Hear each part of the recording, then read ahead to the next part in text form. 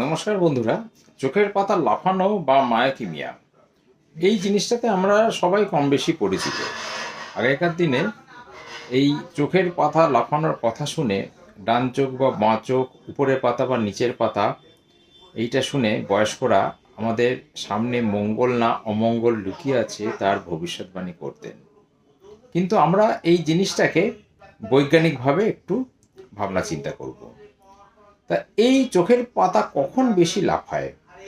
সাধারণত দেখা গেছে যে অত্যাধিক স্ট্রেস, সেটা ফিজিক্যাল বা মেন্টাল হতে পারে, দুর্বলতা, সেটা শারীরিক দুর্বলতা, ঘুম কম, এই সমস্ত জিনিস, এক্সেসিভ অ্যালকোহল নেওয়া বা এক্সেসিভ ক্যাফেন খেলেও কিন্তু এই চোখের পাতা লাফায়।